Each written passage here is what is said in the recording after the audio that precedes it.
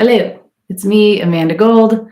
I'm a life coach and spiritual companion, and just a human trying to figure out how to be more free and help others do that as well.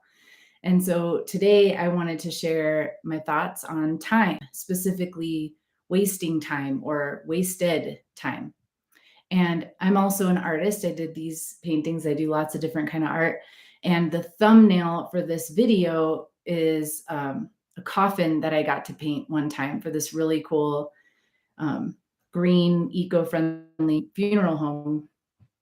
And I thought that was an appropriate image for this talk because what we're thinking about when we're talking about time is like our finite lives and this precious unknown amount of time that we receive, that we're given. We hope that it will be a long time, some of us. I know there were times in my life where it felt like I had too much time and I just wanted to end it all. And, but these days I have more reverence for that. And I've been thinking a lot about how to use the time that has been given me. And if I only had today, which we really only know for sure that we have the moment that we're in, how would I want to spend it? How do I spend it? And I find that my ego mind, my brain, the way that I've been taught, my identities, things like this really come in and convolute this topic. Over and over again through my spiritual seeking, I am shown that the only moment is here and now. It's the only one I need concern myself with.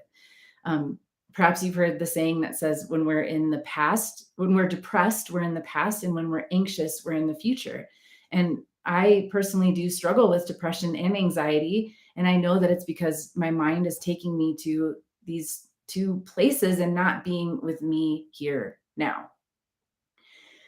I'm also someone who is in recovery from drugs and alcohol. I spent 17 years using and being just a wild addict and severe low bottom drunk. And before that, I spent a lot of time being suicidally depressed and hating myself. And so now I've been sober and healing from all of that stuff for 8.5 years ish. And I think when I first got sober at the age of 32, I was really freaked out about time and how much I had wasted. And so I wanted to start this off by saying I think we live in a paradox. I think there's a challenge for us to try to exist within this paradox, which is there is no such thing as wasted time. I needed to believe that. I chose to believe that, and I I see that to be true because I believe it, right? We can find evidence for whatever we want to believe, but I needed to believe that because the regret and despair of having come to in my life at the age of 32 and having nothing and no one, or so I thought. Um, I had burned it all down for years. And so I needed to learn how to believe that there was no such thing as wasted time, that something would come of this, that something would, this was all for learning. This was all, what I went through can now be used to help other people. I chose those kind of beliefs on purpose because the alternative was just believe that 17 years went down the drain that I'll never get back. And we could also talk about the pain of believing those were the prime years of my life when I should have been doing all these things and now it's too late for me and blah, blah, blah, blah, blah, right? So it may have been true that I wasted time. And this is part of the paradox in that I do believe that, like, for me to go do heroin again would be a terrible waste of my time, a waste of life, a waste of this gift that I've been given. Now, but you can see where, like, believing that would it just it might be true, but believing it swirled me into more despair. And the whole goal now was to swirl upwards out of the despair that had led me into drugs and alcohol in the first place. So we cannot waste time. Nothing is wasted. I believe, like, spirit, God, source, whatever you call that, can use everything to glorify our lives now, right? And I showed that proved to be true for me when I became a social worker, and the experience that I had survived, that I'd put myself into and gone through and, wrestled with and then came out of, um, was an inspiration for folks who were currently in those situations, and no one else could really reach them because they hadn't lived through it like I had. And so I saw the value in that, and I was like, okay, therefore that's not wasted. That's awesome. So when I talk about paradox, though, I do talk about like there is still this thing now that I grapple with in this new life, with this new take on time and the reverence I have for each precious moment. What is the best use of my time? And how do I avoid doing things that would waste it, meaning that don't serve my highest good or the highest good of others? And we could even get into a debate about like a philosophical discussion about even if I chose to say, play a video game on my phone or eat some food because I was feeling emotions, like do some emotional overeating. None of those things are bad, but is it a waste of time if I'm feeling called in my heart to create a video for you all? Is this inherently a better use of my time than going off and doing something for myself? No, I don't necessarily think that either. So it's interesting when we think about how to use time and what have I done with my life and what do I do moving forward? And I think actually the irony here is that overthinking that and worrying about the best use of how to, like, this has kind of been the flip side of worrying that I had wasted my life, is now I can worry about if I'm making the best use of my life and time today. And I think that's also a waste of time because I'm just here to exist, right? If I am in the moment, if I am here now, following the inspiration, connecting with source, connecting with the oneness that is underneath everything, I know what to do. And sometimes that's nothing, and sometimes it's something. But worrying about if this is valuable or not, or if I should do this, or there's a million things and which one should I choose, that will for sure have me spinning out, feeling terrible. And ultimately, nothing really gets done or nothing of value, anyways, what I decide is valuable. So if you struggle with that too, I want to encourage you to understand that there is no actual right way to use your time. The way that I have learned to decide the best use of my time is this combination of like, what am I feeling called to do or be or create? What is emerging from within me and how can I honor that? So if it's a piece of art, can I give it some time today? Can I give it 10 minutes, half an hour, an hour? I have found a lot of stress and suffering comes from when I think about using my time according to like society's demands or other people's demands, or when I start shoulding on myself. Well, I should be doing this, even if my soul is calling for a nap or my body's calling for yoga. There's this voice in my head that's like, well, you should be cleaning or you should be getting back to that person, right? That again might be true. Those might be things I also want to do, but when I'm shooting myself, that just creates stress. And probably in that moment, the best use of my time would be to honor what my body is asking for. What is self-care asking for? What is my mental health asking for? And we get pushback from living that way. Mostly it's internalized, like Puritan work ethic and stuff like that, and industrialism and capitalism that is really invested in us thinking we should work, work, work, and effort, effort, effort, and always be moving and always be checking the boxes on the to-do list and finishing it, which is not possible. If you've ever seen any of my to-do lists, there's more to do on them than 10 people could get done in a week. And I'm sitting here putting this pressure saying I should do it all, right?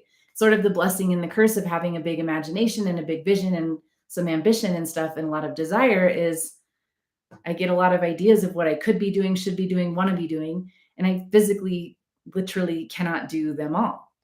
So then I have to choose. And we're taught to filter our desires through what other people want for us. And a lot of us come to this work not even knowing what we really want. We're just kind of swirled up in like what everyone else thinks we should be and do and have and work for. And that gets so confusing and so daunting. And that has always failed me. And so I've been going through this process of coming back to my authentic self, which is like no self, right? Which is understanding that all these little selves I've created for myself have their own agendas. It's these ego identities, right? And they all want different things and they all think they need to be doing lots of work to get to these things that those things will make them happy. And none of that is how it works. And so I'm letting that stuff fall away. And it's frightening because then I left with other chatter that comes up that says, everyone's going to think you're a lazy asshole. Everyone's going to think da da da. And your ego is talking when you're worried about what everyone else is going to think. because your highest self doesn't give a rip. And really, we don't know what anyone else is thinking about us, and we can't control it anyways. And most people aren't thinking about us that much at all. It's all just stuff that's going on in here. So if you find yourself thinking, I need to do this or else this person will think that, it's like question that, right? Sit with that. See if that's true or if you actually care what Sally from down the block thinks of you, right? We can be courteous and kind, but we don't let that emanate from us by worrying about if other people see us as courteous and kind. That's just naturally who we are when we drop all the concern for what other people think of us. And other people might perceive us as not courteous and not kind. And other people might think I'm lazy because I'm just letting ego driven goals fall away and I'm just existing day to day doing what I think is right. But I can't care about that anymore. I'm letting that go too. And I invite you to investigate that stuff if it's coming up for you. If you notice that you're getting stressed about what to do with your time, how best to use it, how to get it all done. If you feel like you're falling behind or it's never done, right? Just understand that those are ways of being in the world that we've been taught and they don't serve. And when we're swirled up about it, we're less effective. We're less tuned into what needs to be done next, the natural flow of things. And so practice just taking a deep breath when you notice that you're in that frenzy of what to do and I don't want to waste any time and how do I make the most of my time? Just slow it down and ask yourself what's just the next right thing. That was something that was taught to me early on in recovery and I still question and challenge that like can it really be that simple? Can I really trust that that's all I have to do? But it's the most sane thing I've been taught about time. What is the next right thing? What's the next thing I could do or want to do, right? Because this trips me up too. It tripped me up today where I was like, okay, I can see the next right thing. Like, okay, I'm going to fold this laundry, make that bed, go for a walk because that feels right. But then when it's towards the ends of the day and there's nothing that I need to do or had planned to do, and it's just what do I want to do? Sometimes that freedom is like, what should I be doing? And if you just sit still with yourself to let something arise, you can trust that. And what arose for me was to put a towel away that I remembered was in the laundry. And then I got inspired to make this video. So, and I don't know what I'm going to do after this, but it's the most sane thing to me because we really only ever can do one thing at a time. And this idea of like how best to use my time and what should I be doing? It's like pick something. You can't get it wrong. Pick something and see if that feels right. Where's your energy at? Are you tired? Are you energized? Is it late in the day? Is it early in the day? You can use those to decide. But what if you couldn't get it wrong? And we come back to the paradox. I'll leave you with this is just living in the tension of that paradox where two things are true, which is that you cannot waste time. It can all be used. So you can't get it wrong. Just do anything in this next moment. And on the other side, we don't know how much time we have and we want to use our time wisely. And what does wise mean to you? You get to decide that. For me, it means it's aligned with my values. It's growing me. It's bringing me closer to this thing I call God. It's bringing me closer to my authentic self. And when I'm honest with myself, I know there are things that I do that drive me further away from that stuff, that put a separation between me and my higher power, between me and the creations that I came here to make, the art that I want to make, the things I want to share. And there are also things that I can do that I know bring me closer to my highest alignment, to what feels good, that nurture my body and my soul and my mind and my heart and the people around me and the world around me. So I challenge you to live in that paradox today and to practice bringing yourself into the middle, which is that I'm just here now. And you can breathe and you're allowed to just be and just follow what arises without trying to force anything. I was thinking about how I do benefit from a structure and I was kind of agonizing over what should that structure be? And I have a lot of thoughts and I will be teaching a lot in my group, The Magnificent Everything, that I'm starting. Stay tuned. But like we look to organizational systems or methods or lists or strategies to do something for us, right? To help me feel organized, help me feel in control of my life, help me to feel peaceful and like I'm doing this right. But none of those systems or structures can do that for us. if we know that we can create those feelings for ourselves and we can help ourselves, then we can bring in certain structures, but they hold us, right? Like they don't do something for us. We're not looking outside of ourselves to make me better at managing my time. But when we're letting life just flow through us, we want some kind of support. And I think like grabbing onto a planner or structure or way to run your day or time management, whatever, is like trying to direct the flow, right? Like, here's what I want, and I'm going to go get it. And so I need these things to help me manage my time so that I can be a better person and go get this goal. What I find is working better is when I open up, release agendas and egos and goals, and let life flow through me and get ideas and inspiration about what I might like to try next, what wants to be created through me. Then I use structure, lists, time management, whatever, more as like the banks of my river, right? Like if I am part of this river of life that's flowing through of creativity, then any structure that I want to use is just to kind of hold that and give me some guidance. Just hold it in. So I'm not just like overflowing and like have a million things and I don't know where I am.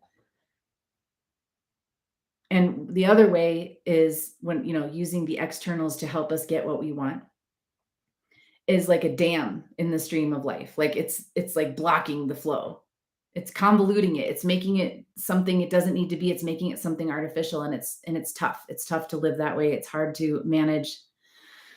So, this was a lot of thoughts, but I wanted to just share some of these things about time because I am understanding and working with these things in real time. And so when I have an insight or a breakthrough or some kind of understanding, I want to share it with you in case it helps. So, hope this helped.